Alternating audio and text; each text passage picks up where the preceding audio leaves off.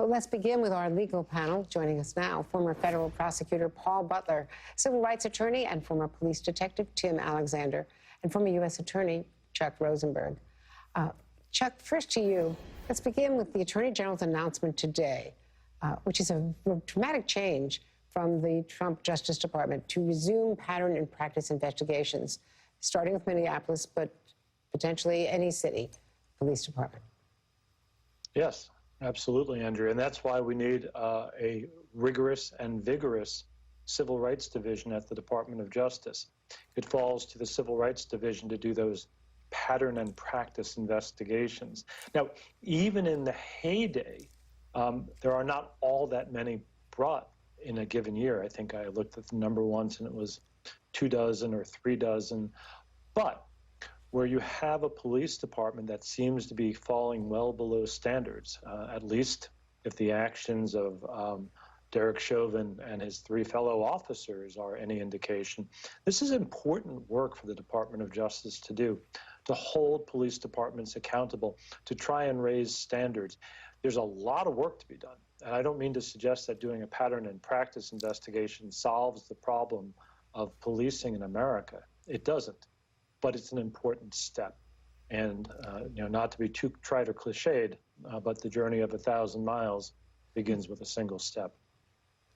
Indeed. And Paul Butler, let's talk about Derek Chauvin. The maximum amount of time he faces could be as long as 75 years if it were, maximum sentences for all of these counts and, of course, upheld on appeal. In your experience, what is the range of outcomes that you would expect? He's going to have a sentencing,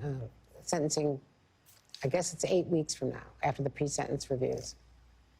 That's right, Andrea. Second-degree murder has a maximum sentence of 40 years. Under Minnesota sentencing guidelines, Chauvin would serve about 12 years, but the prosecutors have asked the judge to give Chauvin more time because of special circumstances of this crime.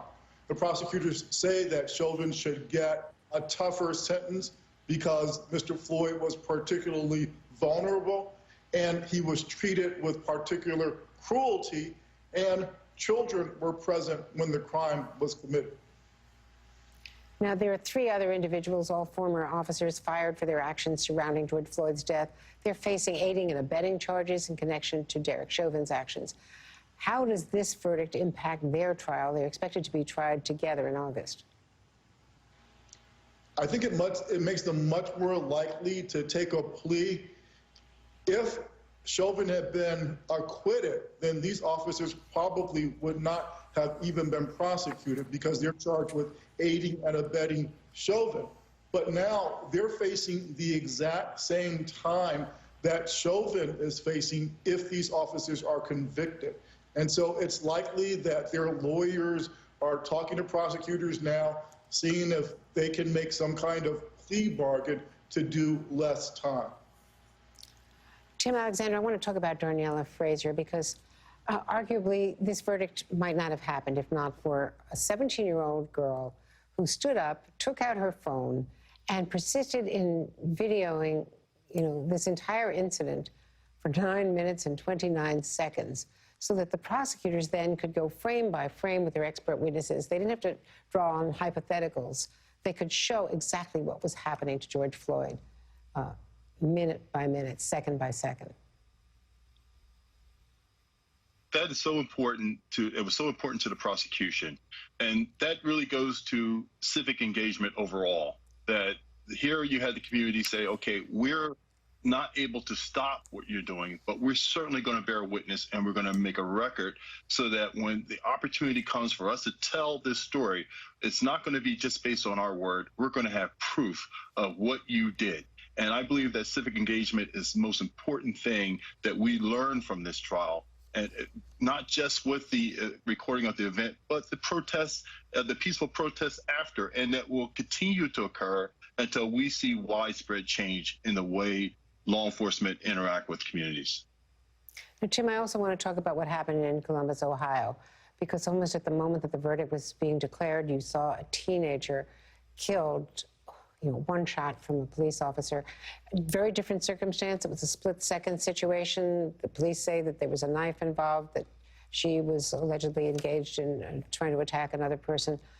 How do you assess that? There's obviously outrage over this. Could there have been less than lethal force used? Should there have been less than lethal force used, even in a split-second moment?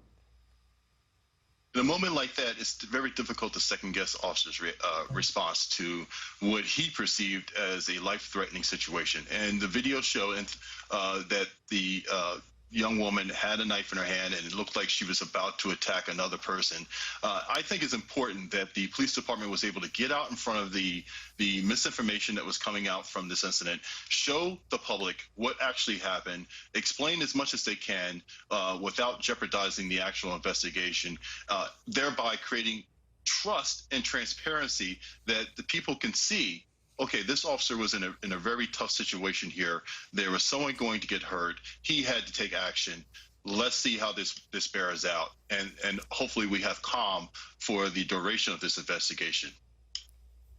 And, just briefly to Chuck Rosenberg, should we view the Chauvin verdict as a one-off, as something because of the video, because of the circumstances, that it's unique and it's not necessarily going to obtain in other cases?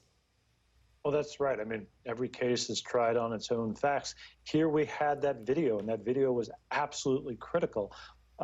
Another case will have different facts. Remember what the prosecutor told the jury in closing.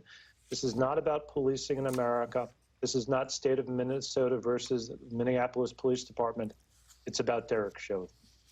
Fortunately, he was found guilty. Paul Butler, Tim Alexander, Chuck Rosenberg, thanks so much to you.